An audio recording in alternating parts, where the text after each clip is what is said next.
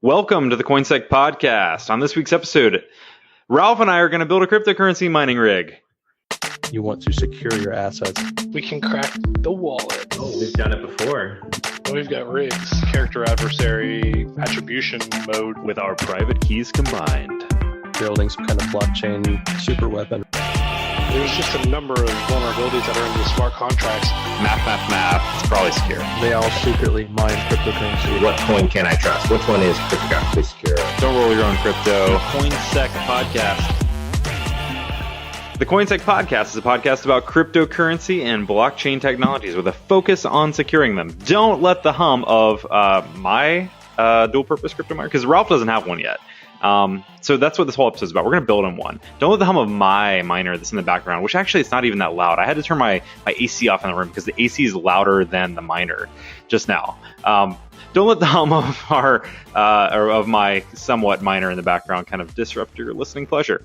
Today, I am your host, Bo Bullock, and the only person I got with me today is Ralph. He's the only guy that wanted to actually work on building a miner tonight with me. I think it's because I'm the only one who was willing to bring a credit card to this game. Everyone else was like, roulette, yes. I'm done. I know, man. It's slackers, man. What is going on? Maybe the prices, the market is scaring them out of being on this week's episode because, we tried to film this last night and we had no luck getting everyone together. Ralph and I basically hung out for an hour and a half and just chatted. And then we're like, okay, well, let's move it to tomorrow. And hopefully the other guys will actually show up. But here we are, night number 2, and it's just me and Ralph again. That's okay. We'll do this. But the prices are pretty ridiculous today. So we're looking at a pretty big dip from last week. So if you looked at the overall market cap last week, we were sitting at $453 billion. Today, which is May 11th of 2018, we're currently sitting at $386 billion overall market cap. So we lost basically $70 billion in the overall market in a week. And most of that has actually happened within the last 24 hours, which is even more interesting. So Bitcoin is down to $8,475 or $8,475 from $9,624 last week. Ethereum is down $684 or down to $684 from $774 last week. Ripple is down to 69 cents, where it was sitting at 87 cents last week. So some pretty big drops there. Now, I started looking into, potential reasons why this might have occurred. And one of the main things that I've noticed is that a lot of the big news sites like Forbes and Bloomberg are reporting on this cryptocurrency exchange in South Korea called Upbit, which was raided. So apparently this exchange was the number one cryptocurrency exchange in South Korea. And it was raided. And since then, so we've seen Bitcoin actually drop 8.2% in the last 24 hours. Several of the other major cryptocurrencies have also suffered losses, almost twice what that was. So Stellar Lumens, Cardano, EOS, for example, they're all down about 16%, according to CoinMarketCap figures. Ripple's XRP token and Bitcoin Cash are also down about like 12.8%, 13.8%. So one of the quotes I saw was that, Upbit is currently under investigation by prosecutors and is cooperating. The exchange said in a notice to clients, adding that services such as transactions and withdrawals were unaffected and that client assets were safe. But still, the exchange hosted about $1.6 billion of cryptocurrency trades in the last 24 hours, making it the biggest in Korea and the 4th largest in the world among fee-charging venues tracked by CoinMarketCap.com. So, Ralph, what do you think about this, man? I mean, it's kind of an interesting day in cryptocurrency. I mean, it seems like it seems like you just have to breathe in the right direction, and then you can knock over a cryptocurrency. I guess so. So, I mean, did they say, what criminal activity was going on? I mean, it seems like the money is there. I mean, that's the reassurance. But did they say what kind of crimes they were committing that was causing this to be raided and all the other fun sort? Or are we kind of in the dark right now? I think it's more along the lines of like compliancy stuff, maybe. I haven't actually looked deep enough to see if there was information about why. I mean, I know that South Korea has been cracking down on like the entire cryptocurrency industry as a whole, to combat like money laundering and that kind of stuff. But I'm not entirely certain why they would pick just this one. So we don't think that the cryptocurrency exchange was actually doing anything shady per se.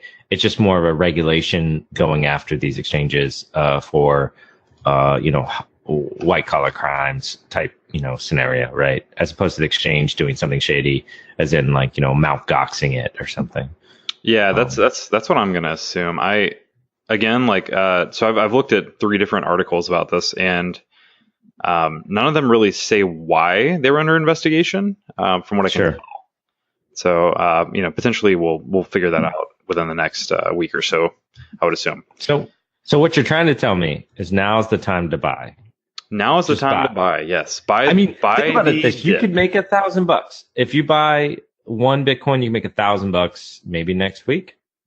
I'm going to say that is probably not a terrible bet. While I am not a financial advisor and I'm not giving financial advice, do not listen to what I have to say about buying or selling. Make your own decisions on buying cryptocurrency. However, from what I have seen, this appears to be a very standard dip based off of news that has happened.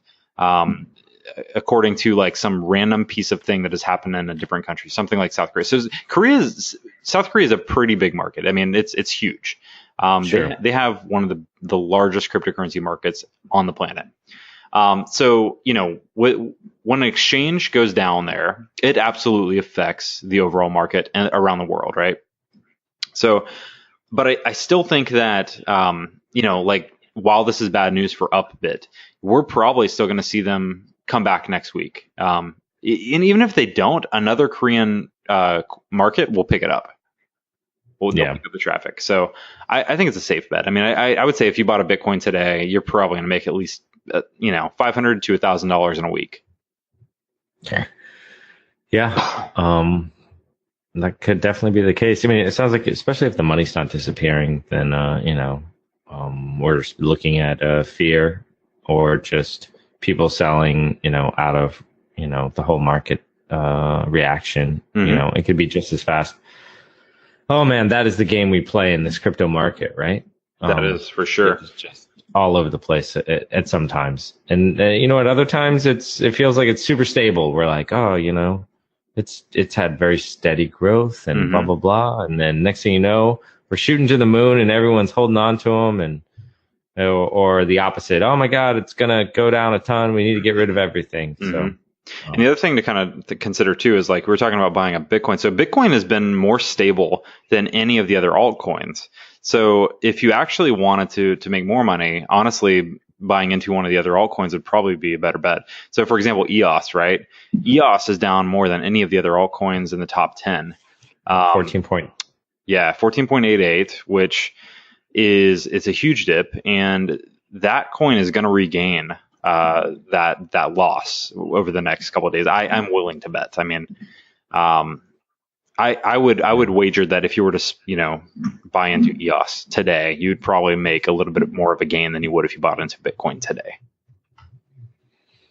At least in the short term, at least in the short term. Yeah, I know. This is like the early days of the stock market, I feel like, in some ways, right? Absolutely. Just the movements and the swings and, the speculation. But I would say the big difference is, though, is that a lot of these assets don't really have any company to back them. So we're betting on the technology or lack thereof in some cases. Or the hope that technology enables. So it's a lot more speculative than the stock market was in maybe the early days. So absolutely fun stuff. All right, so this episode So Ralph recently, actually Mike mentioned it too, that both of them were interested in building a new cryptocurrency miner. So both Steve and myself have built some recently. I've built some as far back as 2013, and we just thought it'd be kind of a fun episode for us to kind of walk through the process of building a rig. So instead of just jumping into like let's pull up Newegg and start throwing hardware in a cart, we actually put together a few different questions that we kind of thought would be kind of a good primer for just getting information about what is mining, why is a reason you would want to do it, that kind of stuff. So what we're going to do is kind of walk through some of these questions first to kind of give kind of like an overview of why, the whole why would you actually want to do something like this, and what are some of the frequently asked questions, I guess I would say, that I've had people ask me, and then after that we're going to put together a cart for Ralph to go buy, and he's going to buy it. He's got his card ready. He's going to buy it tonight. And I'm going to melt some plastic, man. I swear. So I guess without further ado, let's get into some of these questions because we want to get to building this cart, right? All right. So the first question I have here is, what exactly is cryptocurrency mining? Now, I feel like that's a very complex question. It is a complex question because it involves multifaceted areas, right? Like, I mean, you could get as deep as talking about, what is the actual algorithm that is being processed whenever you process transaction, all that stuff. But all right, at its very basic form, right? Mining helps secure whatever network it is for the coin that you are, or for the coin for that specific, or for that specific cryptocurrency, right? So any transactions that happen have to have some sort of mechanism to secure them. So in a traditional banking system, you have like a centralized authority that kind of validates whether or not, bank account A has a specific amount of money that they're trying to send to bank account B. Now with Bitcoin and most of the cryptocurrencies, the whole point of those coins is to have that decentralized network. So you can't have a centralized just host that just says whether or not somebody has coins or not. So the way that those networks work is that you have multiple hosts that are all processing transactions and trying to solve a mathematical function in order to prove that that a transaction was valid and that somebody had coins. Does that sound like a pretty good description, Ralph? Yeah, no, it definitely sounds like a good description. I mean, there is a lot of mechanics in how proof of work works, right? Especially when we talk about hashing algorithms, which we might get into the minefield of different ones that are out there. Also, the whole idea of the block size, how many minutes it takes to figure, to guess a hash, and that magic function, which is the difficulty rating, right? And that's how hard it is to actually mine these different cryptocurrencies, which in turn relates to how many hashes you can guess per second, so on and so forth. But yeah, absolutely. That's pretty much it. In proof of work algorithms, as opposed to proof of stake, we are attempting as fast as we can to produce a hash, and hopefully it matches up with the one for the block. So awesome. All right. So one of the other questions that I see kind of often asked is, so as a miner, you can either do what's called solo mining or pool mining. So solo mining is basically you as your own rig trying to solve that mathematical function in hopes to get the block reward from the network, right? Whereas that, and depending on how much hashing power you have, that could take a very, very long time. So what? And Bitcoin, it's not going to happen. Yeah. Well, I mean, I guess it could potentially if you had a large number of basics. You get lucky. I could win Powerball, right? Yeah. I mean, I could. Actually, hey, we know somebody that kind of did that. So. All right. Yeah, that's true. We do. Yeah. So, all right. So, what they kind of came up with to solve that problem is what's called pool mining. And so what pool mining is exactly what it sounds. It's basically we have a pool of people now all submitting shares, depending on how much hash rate they have, to find that to solve that mathematical equation faster. And then whatever the reward is. So for like the sake of like Raven coin currently, it's 5,000 coins, right? So depending on how many shares you submit, you might get, let's say that I only submitted like 25%, right? I'm only going to get 25% of that 5,000 worth of coins to me. So I guess like a better number would be 20%, right? Because that'd be an exact like 1,000 coins. So if I submit 20% worth of work, whereas the rest of everyone in the pool is submitting that other 80%, every time we solve a block, I'm going to get 1,000 coins out of that 5,000 full block reward. And so that's what a lot of people do because it's a little bit more reliable, right? Like it's a little bit more reliable in the fact that you know that you're going to solve various blocks in a certain amount of time versus having to wait and then hopefully you get lucky, solve a block, and then get the 5,000, right?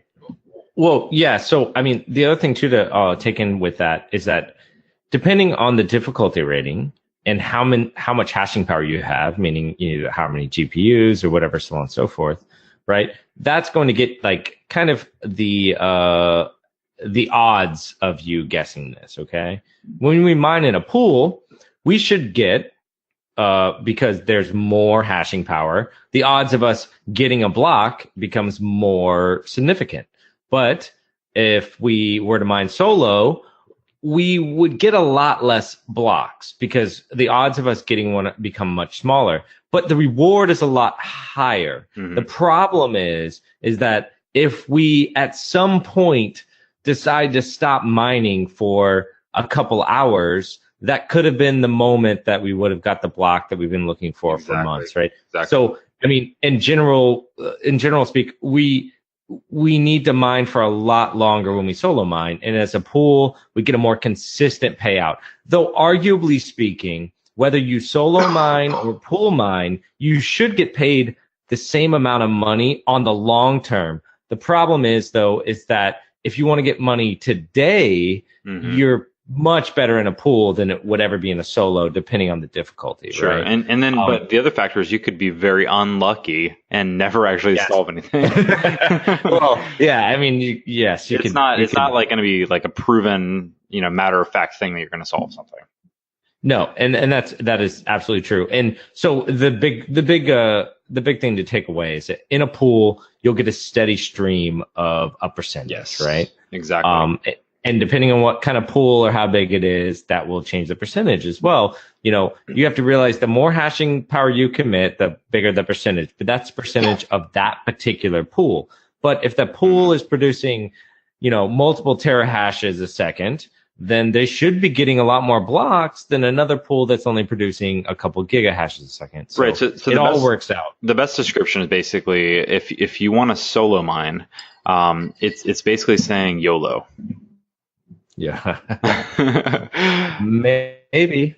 I think you probably have a better chance, and I could be totally wrong, but I just feel like this is true. You have probably a better chance of solo mining a Bitcoin block than you do of winning Powerball. I think that's true. I think it's true. But either way, I mean, it depends on hashing power. Yeah, no, I guess it does depend on your hashing power. Depends. I've got some of those. I have Ralph, you know exactly what I'm talking about. When I talk about the little USB 333 mega hash. Oh yeah, those little ASICs. Yeah, I still have one as a keepsake. It's just it's one of the very very first USB ASIC miners. I've got a bunch of those guys still, but I mean they're just sitting in a closet somewhere because they're useless now. They're basically useless. I mean, I could literally hook up a Raspberry Pi or something maybe, and then throw a USB hub on it with you should solo mine 20.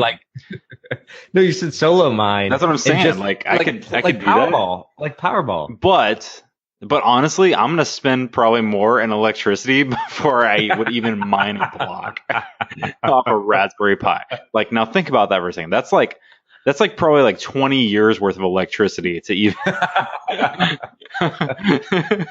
Well, the other thing too, and this is something that the big topic of mining that I think everyone really needs to take away from this is that every day that more people mine, the difficulty increases, which in turn makes it harder to get the block. So in your scenario where you even have something that consumes very little amount of power, if you're not increasing the amount of guesses or attempts, you're actually going backwards. You're less likely every day to actually get that block than you were the day before. So Right. very interesting. Yeah. So okay. So should I actually build a cryptocurrency mining rig? This is a very broad All right. question. Right? I have my credit card in my hand right now, and I'm telling you right now, you probably shouldn't. Okay, like as much as I think it's cool, you probably shouldn't build a cryptocurrency mining rig. I think there's a lot of reasons why you should, but I think the big one is if you're going into this trying to make a bunch of money, then you should put your credit card back in your pocket and just walk away from it. I don't think it's a good idea. What is your opinion? I would agree with that. I'll definitely agree with that one. I mean, I will say this. I will say that I have had so much fun building rigs and having it as like a hobby. Sure. And it is such a learning experience to, I mean, first of all, if you've never built a computer, it's an adventure, right? I mean, just learning how to build a computer, just learning about the pieces of a computer, all that's amazing, right? That's so much fun. Even if you have built a computer before, like if you're a veteran computer builder, now you have to actually think about the efficiency of how you're building the computer, which can be very fun, right? Because you have to now hunt out the pieces at the most, the best value. I don't know, like I personally enjoy like having it and building it more than I really cared about the ROI so much. Like most of the miners I've had have made ROI. I haven't had any yet that I just completely lost a lot of money on, Yeah.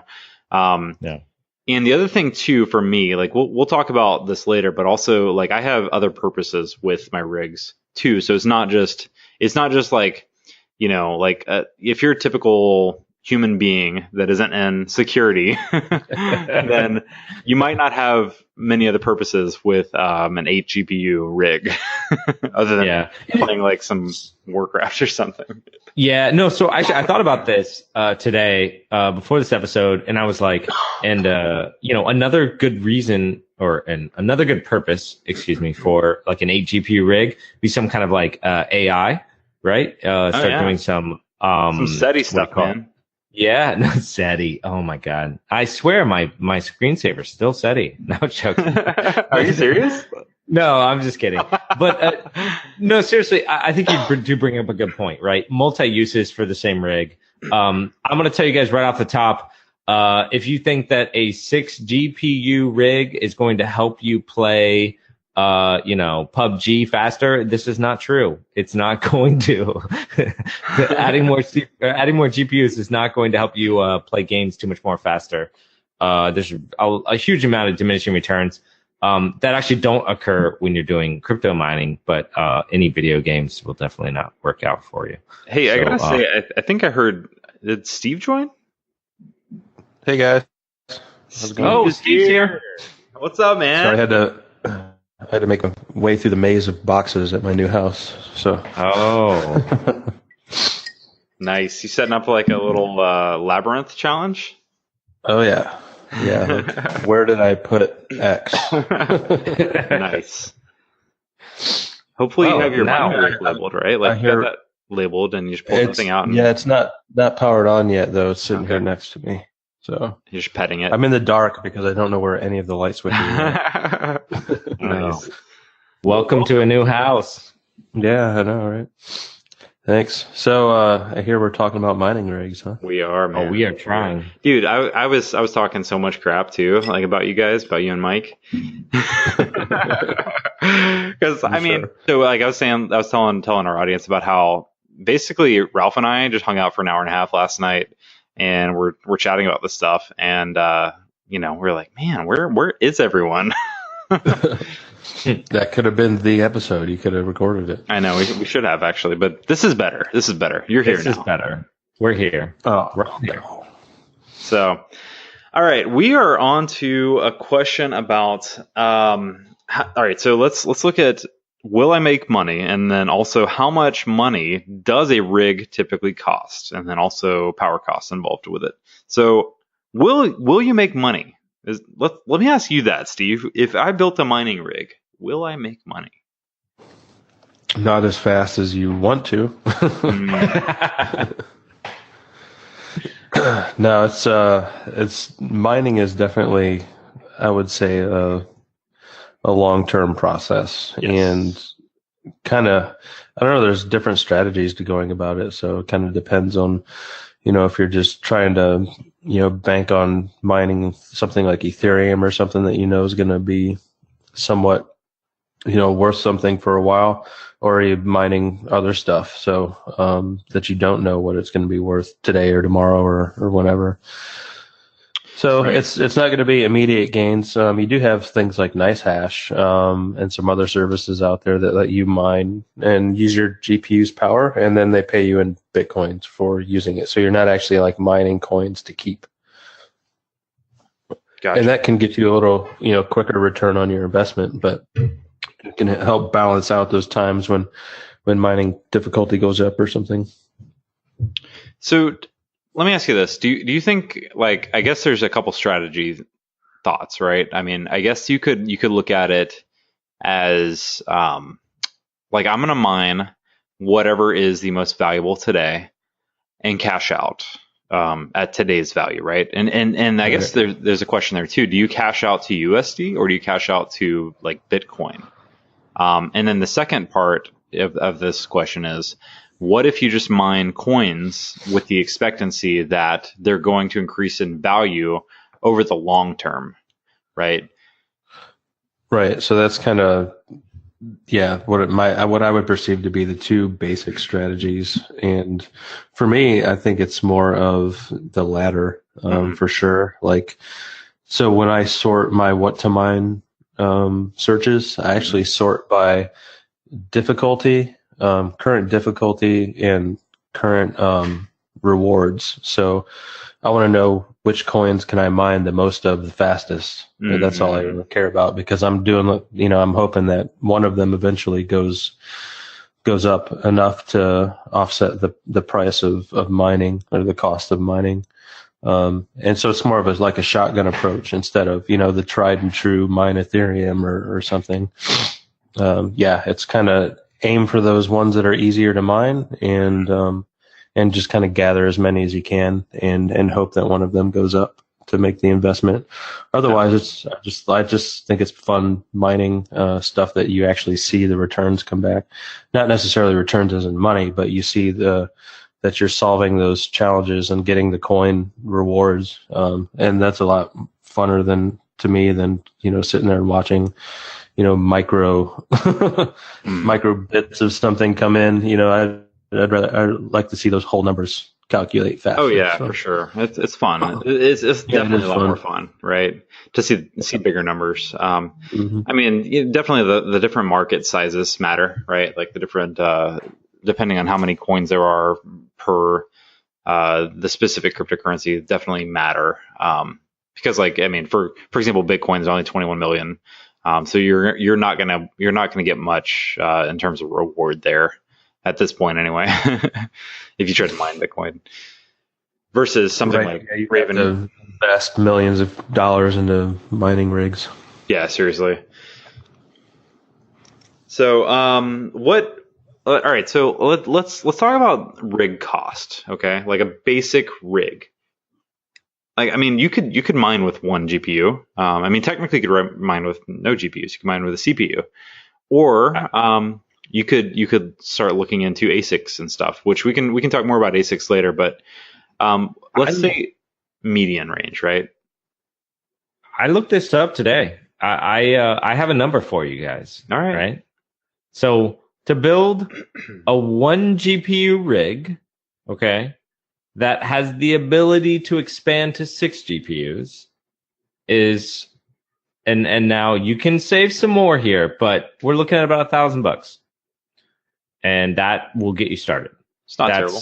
Not terrible. That's everything you need to start mining. Now you can expand to 6 GPUs. That's only 1 GPU to start.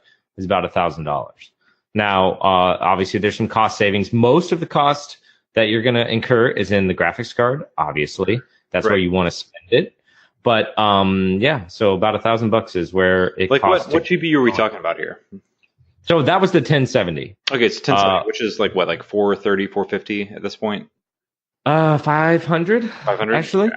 So yeah, we're talking about all the other components being about $500. Yeah, all the other components for a 6 GPU rig is about $500. That includes power supply, case, motherboard, CPU, and RAM. So GPU is the primary.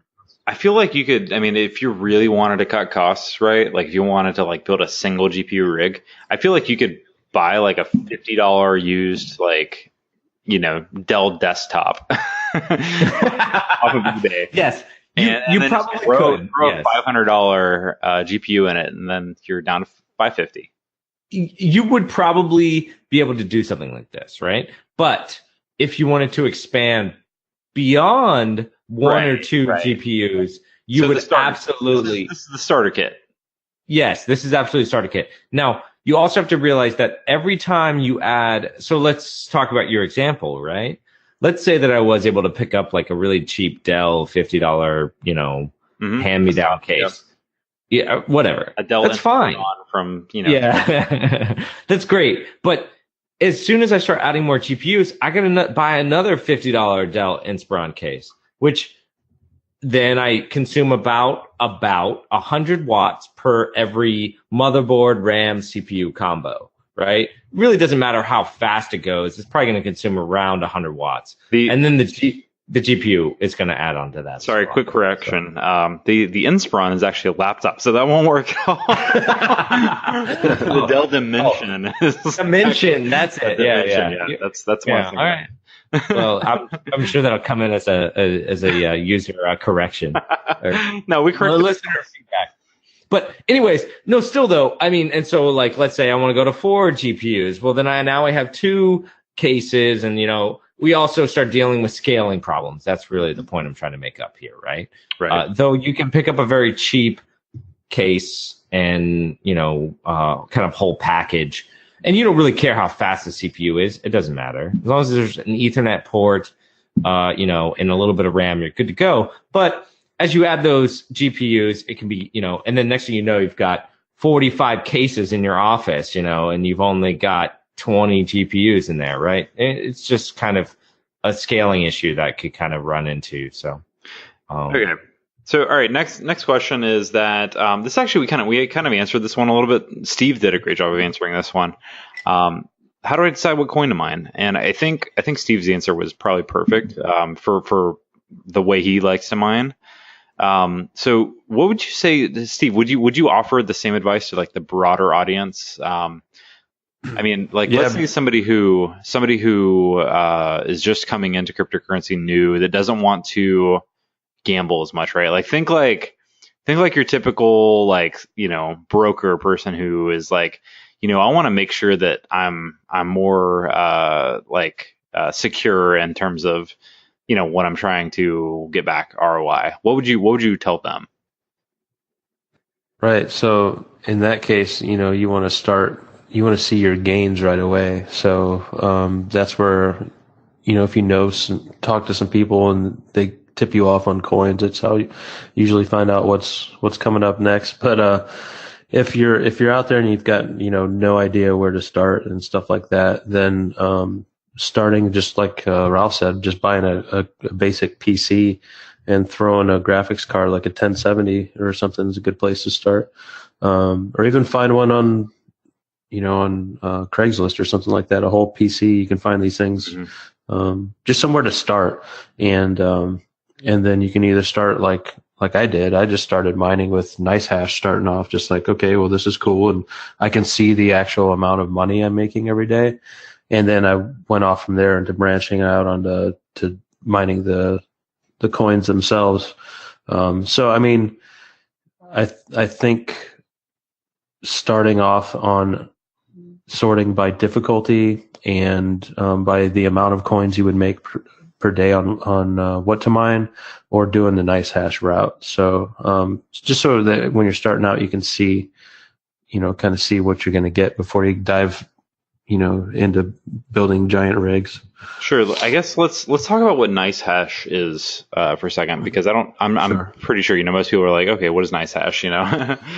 Yeah, so basically it's a service, and they have their own mining tool, and it uses other mining software in the background, but it kind of manages the mining for you, and it'll figure out what is most profitable to mine at any current time. And what it'll do, so let's say it says, okay, right now I need to use your computer and I need to use it to mine the kryptonite algorithm, because that's what Monero or some of these other coins are running on now, because they're popular because CPUs can mine them pretty easily with that algorithm. So it tells your computer to go ahead and mine, and then it mines on that algorithm for the NiceHash service, and then they kind of take a percentage of your earnings off the top. So they pay you out in Bitcoin versus so when you're mining kryptonite, the kryptonite algorithm, you're not getting any of those coins per se, but they just pay you for your mining time, so you get paid in Bitcoins. So that kind of gives you an opportunity to actually cash it out and kind of see how the whole system works. You know what I mean? So you can mine a little bit, you can see all the different things going on in the background, and then you get actual Bitcoin to in return, and then you can go cash that out at Coinbase or somewhere else, and actually kind of see how the whole process works. So I think it's a great place to start. Yeah, absolutely. So two points I want to make here is that, one, you're not actually mining Bitcoin, but you're getting Bitcoin. Mm-hmm. You're basically being paid to mine other cryptocurrencies, right? Yeah, that's why I called it NiceHash as service, because they're serving you Bitcoin and you're serving them with mining power. But there's also the opposite side of it, right? You can use NiceHash as a service as a user who wants to mine a random cryptocurrency, correct? And then you're the one basically paying for the hashing power, and then you're receiving the altcoin, right? Sure. So they also have, it's kind of like a not really a stock market system, but it's kind of a pay for play system as far as mining goes. So let's say okay, today I think it's going to be most profitable to mine NeoScript algorithm. I can go onto NiceHash and pay in Bitcoin, and NiceHash will then in turn mine on other people's computers on the NeoScript, and then I get the rewards for that. And it could be good, it could be bad. It kind of depends on, it's kind of a betting system, because you have to place a certain amount of your bet or wager on where you want to start mining at. And until the threshold hits, somebody else could get that mining power. So you're playing against other people to vie for mining power for different algorithms. Okay. But yeah, you can do that, and it's pretty fun. It's a pretty interesting way to learn it too. But your money's on the line more that way than just learning how to get the mining in the background. Okay. Alrighty, so let's talk about what are some of the basic components of a miner. So hard hat. It's a PC, a hard hat, yes. A hard hat and a hammer. Yeah. Some tools. And a sifting pan. Yeah, exactly. And that's how you get Bitcoin, guys. Go down to the lake and just mine yourself a Bitcoin. Yeah. So I think I got this one right. So we have the CPU, We're going to have RAM. We're going to have a motherboard. We're going to have some kind of storage. There are some cost-cutting ways that I thought of today with storage, maybe like using network attack storage if you don't want to actually have that. Yeah, this is a scaling way to save money. We're going to need some kind of case, some way to hold this motherboard and the other accessories that part of it, graphics cards being the biggest thing. We're going to need a power supply, and we're also going to need some risers. So for those who don't know, a graphics card that would be useful for mining uses a 16x PCI Express lane. This lane is pretty big, and the thing is that this is primarily used for actually graphics. There's a lot of bandwidth in a 16x PCI. Actually, they're PCI Express 3 lanes, but we don't need that much bandwidth for doing cryptocurrency mining. So one of the solutions is actually to use 1x lanes and 1x risers. What it is essentially is a way to plug the 16x lane of the graphics card and utilizing a USB 3.0 connection down into a 1x lane on the motherboard. There are motherboards that are specifically designed for cryptocurrency mining. And the way that they accomplish this is they put as many PCI Express lanes as they can on the motherboard. One way to increase the amount of PCI Express slots is to use 1x lanes, which are very short. They have less pins, and they actually carry less data. But for cryptocurrency mining, it's not an issue. So we need a riser that will connect between the 1x lane and the 16x lane of the graphics card. And last, we need a power supply. Conventional GPUs, depending on how powerful they are, can consume upwards of 250 watts per GPU. Some of the more profitable GPUs around the 1070 or in ATI makes a RX 580 consume about 150 to 180 watts per graphics card. So if we're looking for a 6 GPU rig, we're looking at like 1200 watts of power. In those scenarios, you might need 2 actual power supplies. But that would be all the basic components of a miner. Do you guys have any other input there? Steve? No, just nice to have is the wall mount power monitor. So basically, it looks like a power supply or like a power strip that would just plug into the wall, and it has a LCD panel on it, and you can plug your mining rig into that, and then it tells you how much power, and it can actually estimate costs right on it. So it's just a little nice thing to have, and you can dial in how much you're actually making a little bit easier. And they're only like $15-$20. Like a wattometer, you mean? Yeah. Yeah. Okay. Cool. And I have one that actually tells you, like, you put in like how much it is per kilowatt hour or whatever, and it'll give you out like how much your daily cost is. Nice. Yeah. No, definitely. That would be super sweet. So let's talk about the heating concerns a little bit. So with all these GPUs, obviously it's going to create some heat, right? Lots of it. Yes. So does the miner need to be in like a cooled room? Do you liquid cool the GPUs? Like, what are you guys using, or what, Steve? I guess what are you using? Pretty ghetto rigged. So I've stripped my gaming rig apart. I have GPUs hanging everywhere, and I have a fan that sits in front of it and blows into the 3 fans that are in the front of the case. So It looks pretty funny. But on the rigs that I've built, they're usually the 8 card wide open air, so you don't really have any air, and it's up to the user on where to put them. And usually they go in some kind of like cold shop area or warehouse that's properly cooled. But yeah, for your normal home user,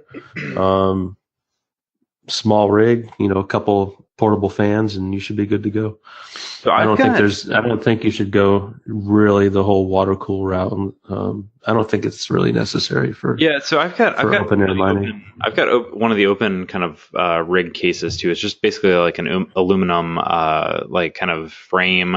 I've got 8 GPUs in it, 8 GTX 1070s, 5 case fans. So like the cheap like Thermaltake. Right, and they're kind of laid out in front of all the GPUs that are lined up there, right? Yeah, exactly. And like I was talking to Ralph about this last night. Like I literally brought my microphone over there and put it like right in front of it. And he's like, I hear my AC in the room, like talking about his own AC, like louder than these miners.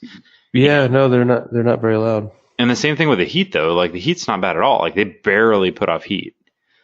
That I've noticed anyway, like compared to other rigs I've had in the past. I mean, like I feel like the 1070s, I mean, I don't know about you, but I mean, I think that they are one of the most efficient that I've seen. No, I think you're absolutely right. And that's what I was going to comment on, why yours was so quiet and not very hot. It's because that 10 series, NVIDIA did a great job with the power management, and they definitely run a lot cooler.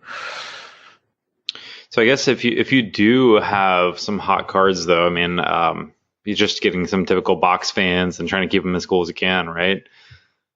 Sure. Yeah. I mean, that's simple is better, I think. I've seen people build some pretty nice, kind of like channels, ducts, basically using ductwork, to funnel air from, floor fans into their rigs. And that works, but it's not really what you call sterile air, blowing garage dust directly into your rig. So yeah, right. If you're gonna be blowing massive amounts, you want that stuff to be filtered pretty well too, because just that goes into all your fans and everything that are operating in there too. A lot of people don't think about that too. Your mining rigs sit there and hum 24/7. How often do people go in there and actually maintain their rigs, blow out the dust from on the GPU fans and all that kind of stuff, and just tidy everything up every once in a while, make sure because parts do break and things do go bad. For sure. Yep. Okay, so here's a question. What is the difference between ASIC processors and standard GPUs? ASICs are faster. I mean, they're specifically made for specific algorithms. So, no waste. I was just going to say, I mean, so ASIC is an application-specific integrated circuit, and it is designed specifically to mine only one type of hash. Okay, whether that be SHA-256, which would be the Bitcoin hash, or whatever other kind of hashing algorithms have come out for different coins. But because of this, they are extremely efficient, meaning they use very little amounts of power and produce the most amount of hashes in the, for the amount of power that they require. They are good at doing one thing only. They can't be reprogrammed to do anything else in comparison to a standard GPU, which, GPU standing for graphics processing unit. Even though we're not doing any graphics, these cards have the ability to do many other tasks. And you can reprogram a GPU to do any hashing algorithm that you throw at it. I mean, in general, the ASIC is faster and more efficient, but only at one thing. Okay. GPU, you can always rechange it. Yeah. Okay, so one of the big, I think, almost like a religious battle of most miners is Radeon versus NVIDIA. I'll say NVIDIA any day of the week. See, I know. I think they're more versatile in what they mine, what they have the ability to mine. I think they're a lot easier to set up. So a lot of the AMD cards, to get your maximum performance, you have to, flash the BIOS or whatever. And that takes a little bit more skill, a little more knowledge on the side of whoever's building the mining rig. So it's not really a great way to start out. Okay. NVIDIA is just a lot more plug and play, and the drivers update themselves, and everything's good to go. So NVIDIA's the way to go. Yeah, in my opinion. Yeah, I would agree with that too. Okay. I think that the one thing that I will mention about that is that I agree that NVIDIA I think is better. The problem is that right now, recently, the price, you can pick up like a 580 for $350. A 1070, by the way, these are very comparable cards for those who don't know, is $500, man. Yeah, and we talked about this a little last night about the power consumption though.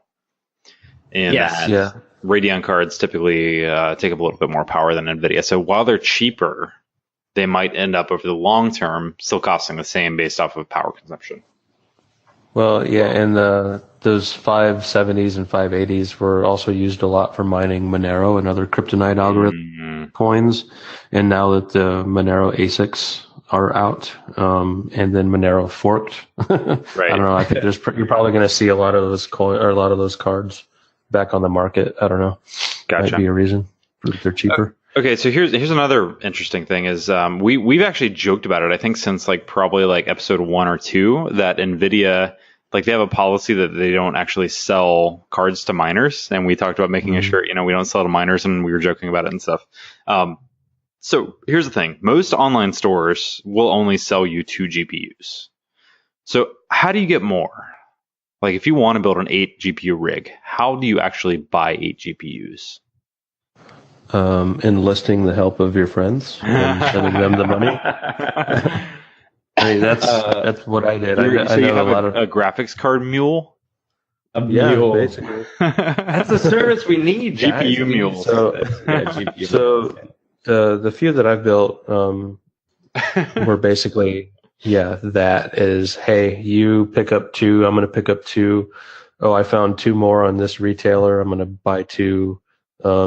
Tell my wife to pick up her card and buy 2. So just kind of spreading the love. But unless you incorporate yourself and go through a reseller, you kind of have to get it as you can now, and that's pretty piecemeal. So okay, so let's say you do get 8. Let's say you do manage to get 8 GPUs, right? Now, most motherboards don't actually have slots for 8 GPUs. I know Ralph mentioned the PCIe slots a little bit earlier. So I mean, it comes down to that though, right? It comes down to having enough of the 1X PCIe slots more than anything else, correct? Sure. Yeah, and there's a few boards out there like ASRock has, I think an 8 and was it 19? Yeah, there's a 19, yeah. 19, yeah, something like that. So, I mean, there's definitely boards out there that are built to handle these. But, if you just buy one that'll handle, 2 or 3, you can build a couple smaller rigs, and just kind of stack them on top of each other. Mm-hmm. So if you can't find those boards.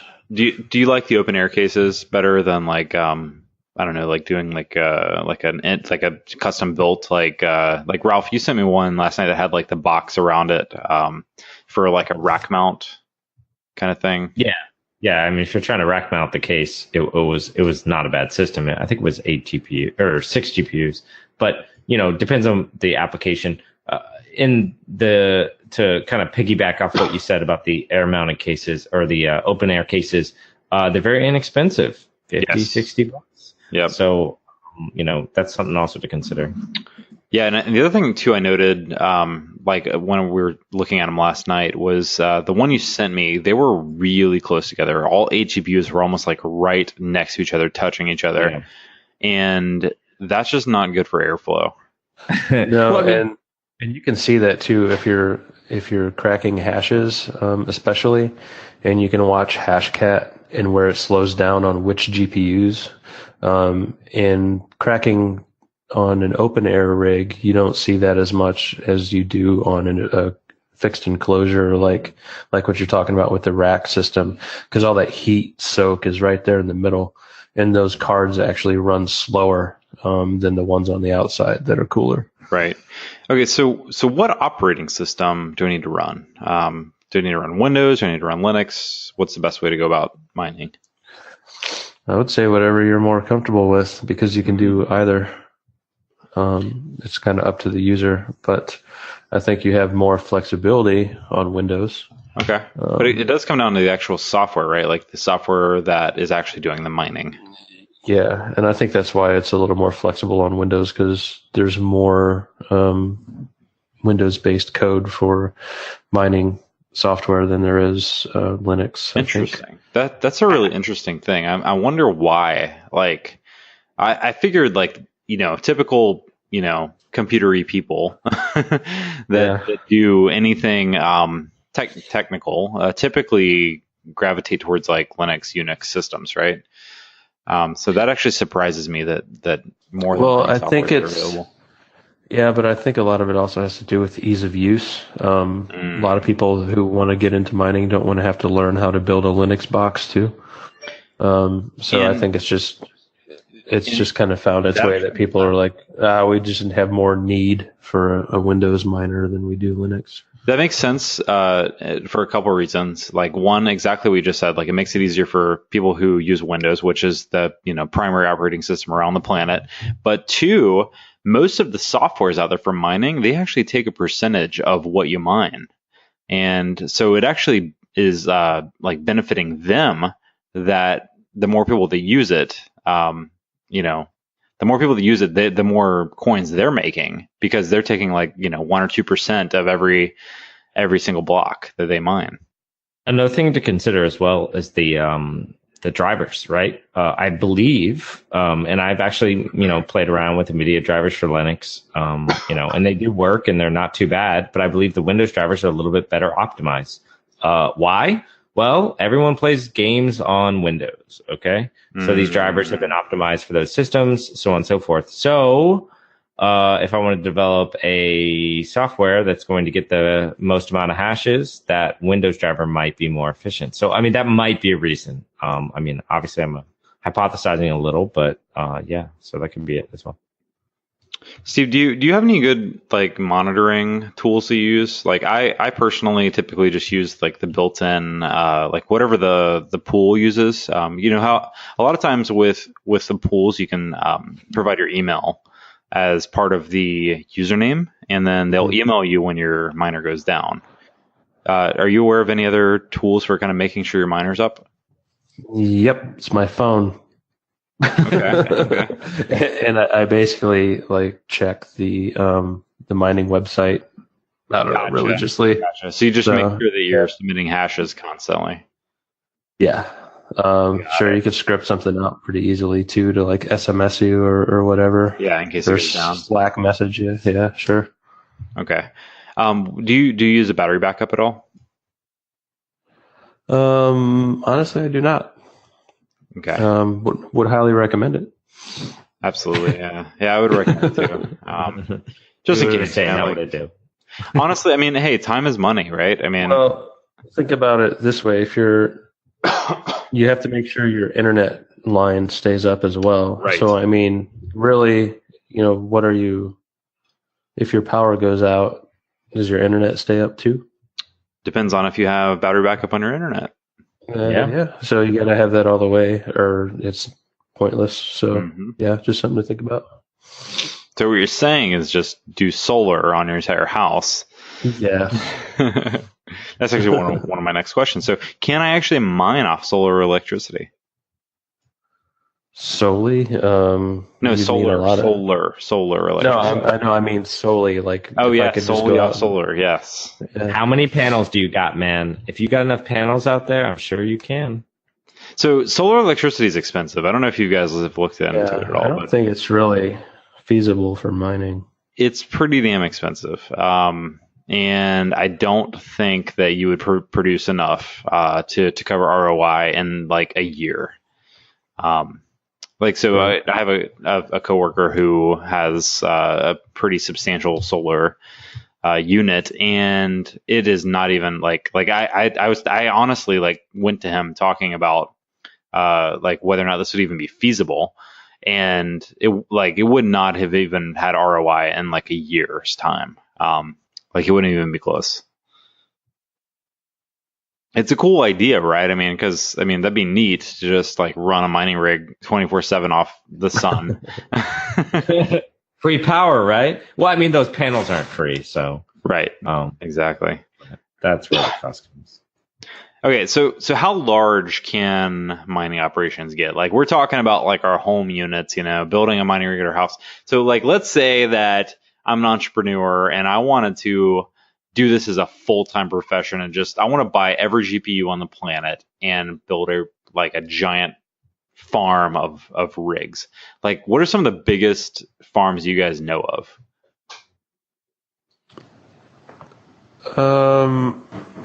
Half a warehouse, Okay. probably. And yeah, you definitely it's all about power.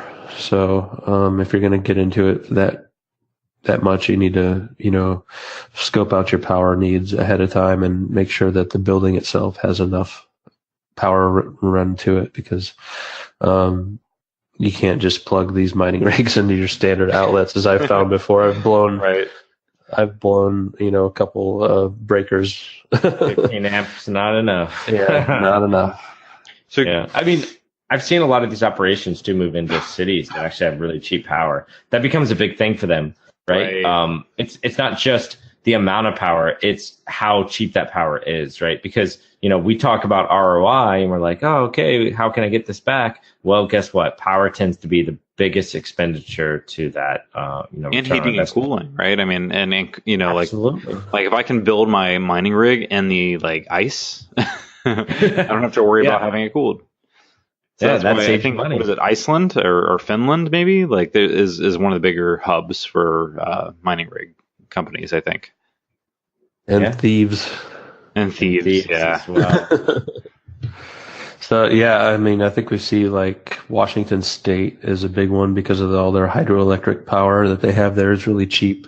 So that's where a lot of the Bitcoin mining operations are at right now in the States. Mm-hmm. Okay, so here's a big question: can I use my mining rig for more than just cryptocurrency mining? Yes. Yes. The answer is yes. No, I mean, okay. Profession. Yeah. So here is one thing, and I know you guys all know this. We can use it for cracking passwords, right? It's pretty efficient at doing that. That's my main go-to. Yeah, and then I guess some AI stuff. If you happen to be doing any programming in or writing, like neural networks, graphics cards tend to be pretty efficient at solving some AI problems. But beyond that, you can play games, right? But you're only going to scale so many cards. Those 8 GPUs are not going to play all those games. I can't think of anything else. Anybody else have any other ideas for having 8 GPUs? What they'd be good for? Yeah, so there's another service out there that does something like NiceHash, except it's for artificial intelligence and deep learning. It's called Vector Dash. So when you're not using your rig to mine, you can actually rent it out for these deep learning instances. Then they'll pay you to use your GPU power. It's interesting. Yeah.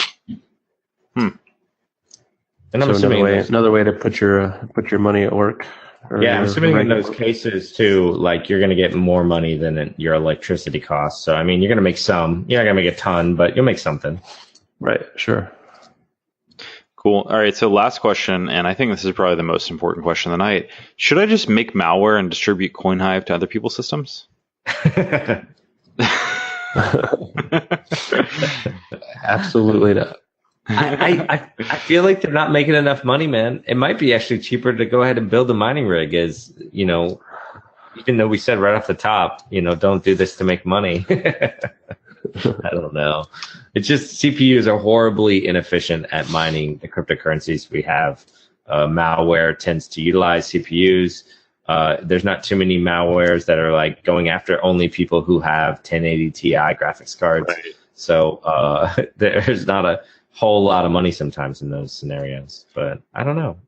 All right. Well, we're already after an hour, but let's put together your cart, dude. Like we gotta throw your cart together, okay? Because you gotta buy a rig, man. All right. So Ralph, motherboard, probably the most important, right? Yeah. It needs to be the cheapest piece. The cheaper the better. So for anyone who's building a rig, something I've taken note: the motherboard needs to have the most PCI Express lanes and the least amount of cost. The CPU does not need to be fast. We probably only need at maximum 4 gigs of memory.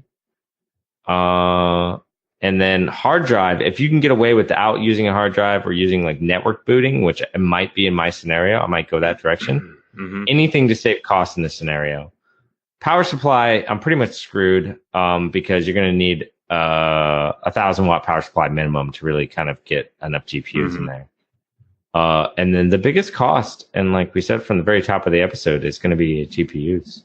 So, and for those who are listening, as we go through this, I'm going to keep the list going, and then I'm going to post everything that he's buying.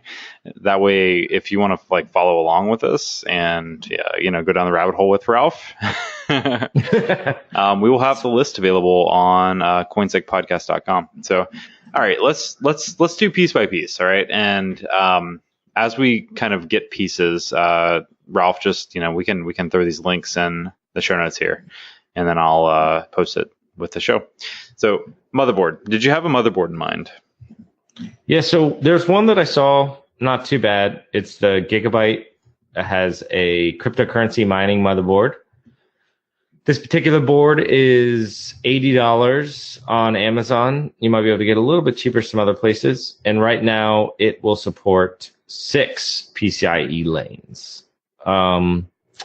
There are a couple other boards that will get you more, maybe in the 8 or 9, or all the way up to 20. I think is the biggest one.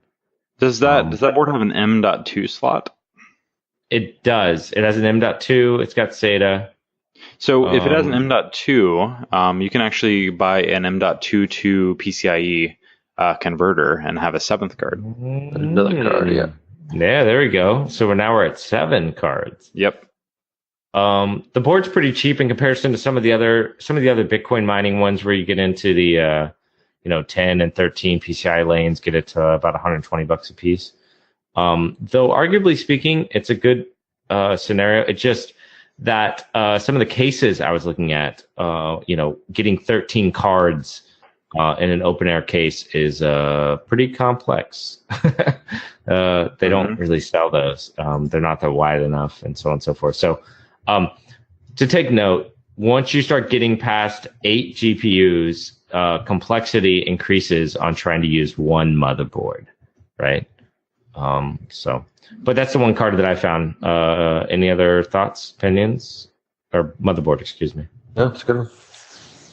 Put it in cart. Boom. Add it to the cart. 2 cards. Nice. All right, we are on to GPUs. Right? Or do you I'm want to so do torn CPUs about. first? No, GPU is fine. I mean, this is really the biggest question, honestly, of the entire night. I'm so torn. Here, let's skip that for the moment because we don't need to spend. I mean, we need to spend the most time on GPUs probably, but I like you said that is going to be the most important thing. And I think that we can knock out CPU, memory, hard drive, power supply, all that stuff pretty quickly based on the motherboard, right? Yeah. So, all right. So motherboard, Gigabyte, I got the board that I had picked was a GA-H1. It doesn't really matter all the numbers. Long story short, it's a LGA 1151 motherboard. Yep. So for CPU, so you need an LGA 1151 CPU. Yeah. So for CPU, I was looking at a Celeron or Pentium. Yeah, you've seen something $46. Yeah, basic. Honestly, there's probably a lot of other options you can go with here. This was 46. 7th gen Celeron, $40 on Amazon. I think so. Just paste your Amazon link into the show notes, so that way it's just easier. Yeah. So this is a 7th gen Celeron CPU. It's about $40. Probably as cheap as you're going to go for that particular desktop class processor. So, add to the cart.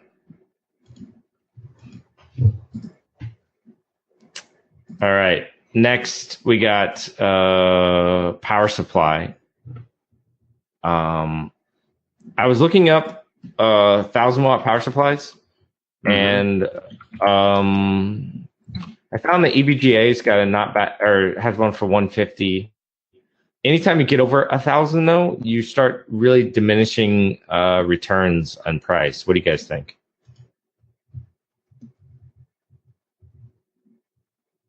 $1,200 watt. I guess it depends, right? I mean, it depends on how many cards you're gonna have. How many cards are you planning on doing with this rig? So my plan was 6 for this rig. Okay. I think that's a decent amount. 8, I think it's going to be tops, but most of the designs that I had looked at was around the 6 to 8 range. So I'm planning for 6. But the case that I would like to get, you can put 2 G or grab. Let's come back to power supply after we talk about what GPUs you're going to get, because that's going to definitely change how much wattage you need. Sure. I guess a really easy one would be RAM. The motherboard we're looking at is DDR4 RAM. Yep. For those who have kind of gone on this road, it's not a bad idea to go look at the compatibility for the motherboard. But in general, most of these motherboards will pretty much take any of the RAM that you can put in there. RAM compatibility has improved over the years. I've had a lot of success with G-Skill. I don't know. What about you guys? What was that? Would you say D-Skill? G-Skill. G-Skill. Yeah. G-Skill. Yeah. As long as it's RGB, it's good for me. It's got to blink and do. It's got to blink and have some colors. For those who don't know, blinky lights on RAM is a new thing. So. Really? Yeah, no, it's new. Mine is. Yeah. Wow. I can program it and everything. So I found some RAM here for $40 for 4 gigs of RAM. I think that is not too bad. This is DDR4. In general speak, it really doesn't matter the speed, just as long as that is the right RAM for here. So this is a single stick for $42. Which for a mining rig is probably more than enough. If I could get it for $20, that'd be better. But Ralph, paste it in the show notes so I can open it up. Sure. That would just make it a little easier to add this stuff together. Sweet. Got it. All right. Patriot Memory Viper. Yeah, actually, I think these are the same ones I got. Yeah, I mean, really similar. So $42.99. You shouldn't need more than 4 gigs of RAM. Right. I think 2 is a little small, but 4 is more than enough for a mining rig. Yep. And then actually, this one I had found as well. Okay, so we need PCI risers. All right. There is a kit that has 6 PCI risers, including all the accessories, the power adapters, and the USB 3.0 connectors. And that is $46 for the riser cards. Yep, for the riser cards. Okay. And how many riser cards? 6 PCIe 16X to 1X riser card expansion setups. Pretty much everything you need right there, including the power supply adapters. So they include 6-pin to 15-pin SATA adapters as well. Those are usually, just for note, those are usually the first things to go. Yep. So just keep that link handy when you order them so that you can order more because they tend to fry out. Yeah, I've actually had a couple go out too. So before mining became so popular, there was none of this stuff. This was like special order from the one guy who made this stuff, but now it's pretty commodity. So those are the PCIe risers. And then case, something that I had thought, and you guys are more than welcome. This is the case I was looking for. It's an open air case. It'll support 2 power supplies. It's got the fans in the front. It's a GPU open air mining rig. It is $74. Link. And yep, putting it right now. It is it didn't look too bad. It's probably one similar to what you have. These are pretty easy to build. They're just pretty much a frame structure. Oh yeah, no, this is the same one I have. But you put the fans up front there, and you can kill it. Hopefully spacing too. You shouldn't have any issues with cooling. Yeah, so this one is meant for 6 GPUs, right? So I actually ended up just kind of sliding a few of my cards over and using like zip ties to kind of tie them in, and used 8. Like I fit 8 in there comfortably. Sure. Yeah, I mean it's got like holes to screw in for 6, but yeah, you can totally fit 8 in there comfortably. Yeah. Pretty simple case.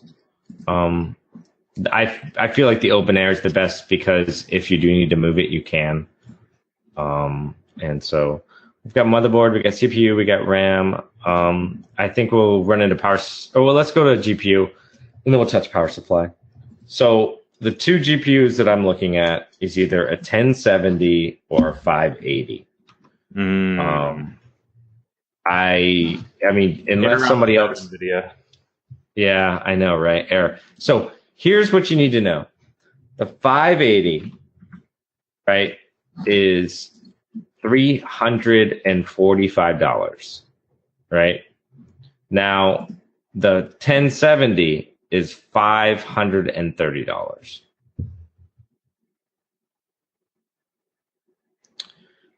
For those who don't know, the mining efficiency is actually pretty similar.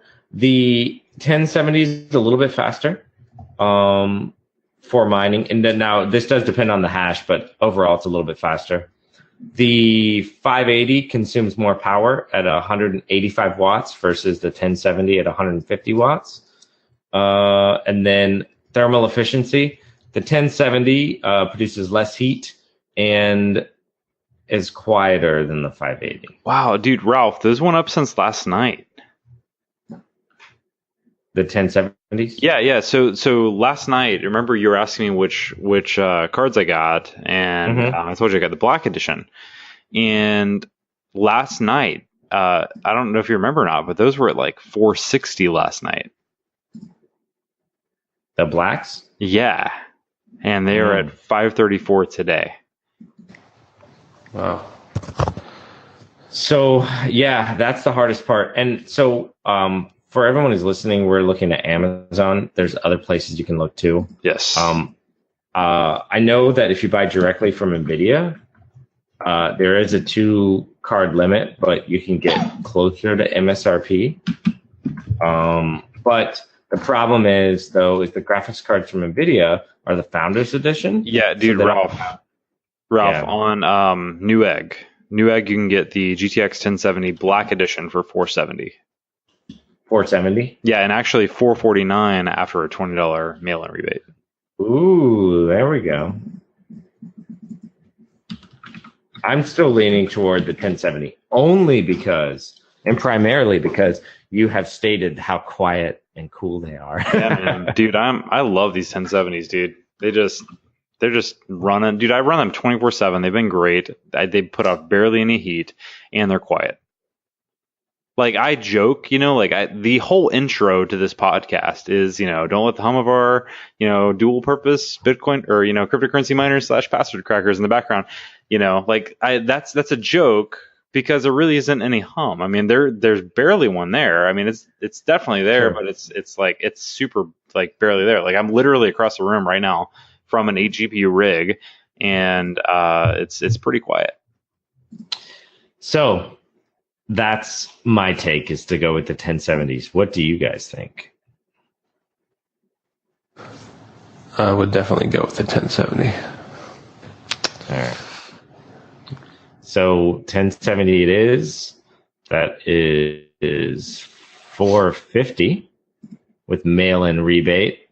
Woohoo! I don't know when that's ever going to happen. Now, do you think I can actually order 6 at one time? No. Yeah, No. they won't let you do that. You're gonna have to get a mule. All right, so calling all mules. All right, well, I will order one at this point then. Okay.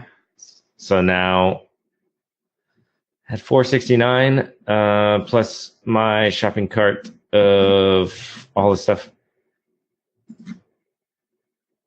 Yeah, so just under 1,000. Nice. We're at like $956 or something.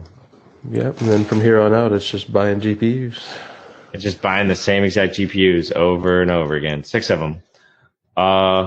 The one thing, just for everyone listening, I did not add a hard drive. And primarily, I plan to use a network boot drive to save on the $50 or $60 for an M2 card, which you guys stated I could use that M2 card as a PCI lane for another graphics card. And I don't want to go ahead and buy a SATA card or a SATA hard drive if I don't need to, which would again be about $40-$50. So yeah, save that. Oh, we need to put power supply in here though. Oh yeah. So this was my choice for the power supply, but you guys are more than welcome to step in and give me thoughts. I had picked the EVGA. It's got 1,000 watt. It's an 80 plus gold, and it's $150. 1,000 watt for 6 1070s, right? I might need another one when I get to 6. So the TDP is 150. Right. So 150 times 6. You're looking at 900 watts. That's 900. The motherboard and CPU are probably going to consume around 100 watts. So now I'm like maxed out. Yeah, you want the 11 or 12. Yeah, I would shoot for 12 probably. So the problem, here's my kicker. A 1,200 watt power supply from just about everywhere I could find is running about $300,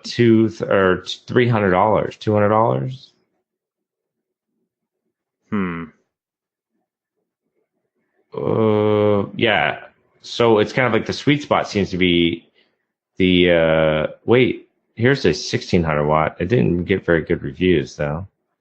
Well, you said your case can handle 2, right? So if you go up to 6 or 7 cars, just add another 1,000 watt. Yeah. That was my thought. So I at the actually did $150 mark. I did something similar. So I have a 1,200 watt and a 750. Yeah. Yeah. So that might be the route I go, a 1,200 and then, or not a 1,200, No, excuse me. Get your 1,000 watt and then just 1,000 watt at the 150. You're only getting 1 card right now anyways. As soon as I get closer to 6, I'll add like another 500 watt. Actually, well, I think I could look a little bit. There's a 1,600 watt here, but for 180, which is pretty good. But yeah, I have to look around as far as that goes. I think the best from the reviews that I saw on a modular power supply, that EVGA 1,000 watt is gotten great reviews, and it's $150 straight off the top. That's all I've used too. Yeah, I guess go ahead and post that in there, and we'll post that, and whether or not you get it or not, I mean, it's going to be something close to that, whether or not the same. It will be. Yeah, it'll be something close to that. If I have to, all I would need honestly would be like a 650 to add or something like that as like a second power supply, because it's literally only going to be powering the GPUs. So it's going to be, probably have plenty of power for that scenario. Yeah, I think that's everything. Do you guys have anything? Oh, the fans. The case doesn't come with any fans, is that correct? And it does not come with fans. So we really don't need them probably until you start getting 2 or 3 cards. Right. Yeah. So as I add more cards, I'll probably pick up a couple fans. Yep. The quietest fans I can possibly buy would be the preferable case. Now, well, that's the thing. You have to buy all the fans at once because they have to link together across the whole. That's right. Yeah, they do.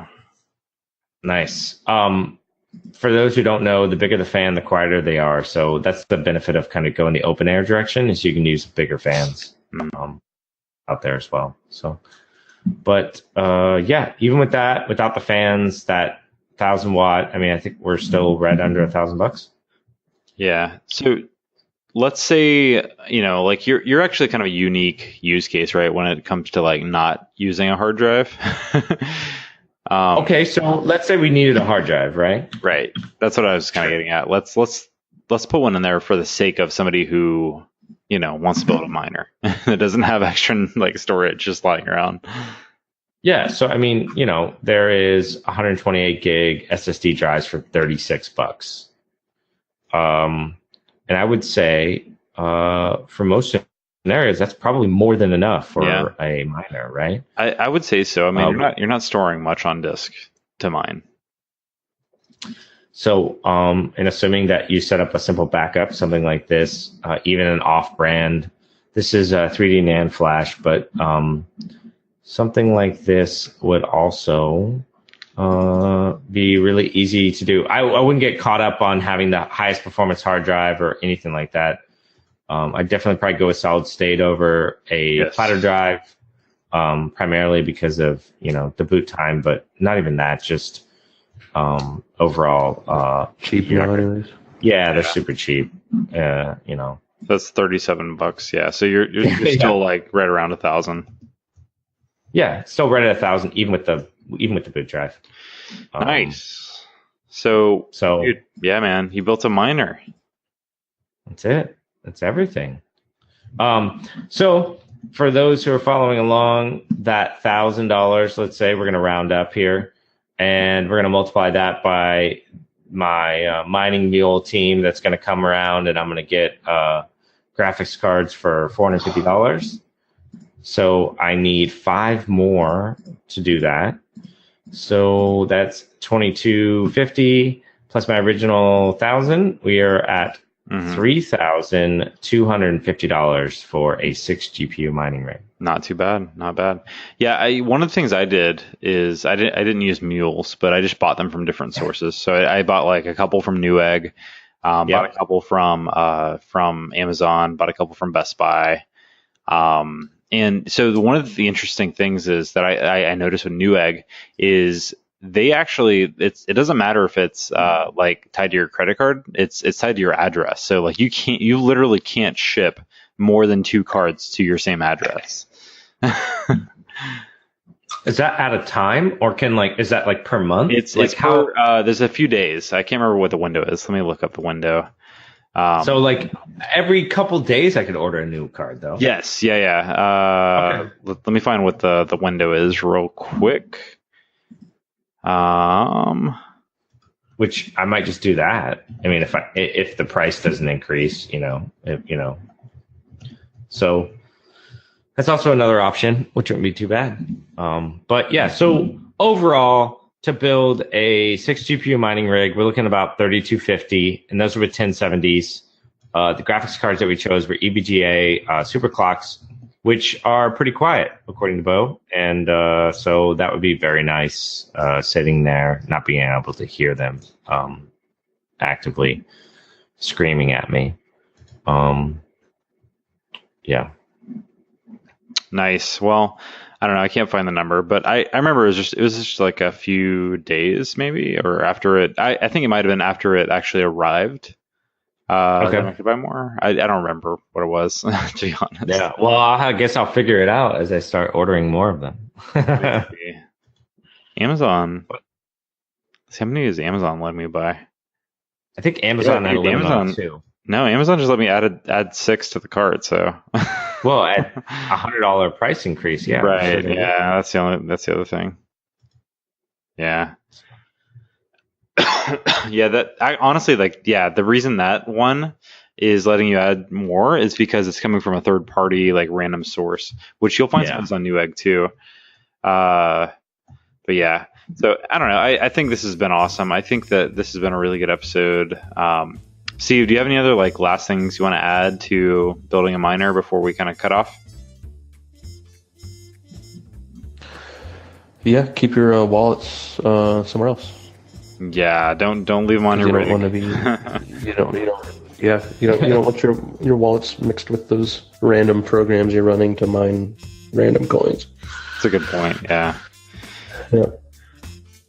Alrighty. Well, this has been an epic episode of the CoinSec podcast. If you're still with us, you've been hanging out with Ralph and Steve and myself for about an hour and a half so far. So you are a trooper for hanging out and listening to us just talk about basically building a rig. And I know this isn't like security really, but I mean, this is part of cryptocurrency and the world, right? Like the ecosystem of cryptocurrency. So it's something we like to do. We thought it's fun, and thought it'd be kind of a fun episode to throw out there.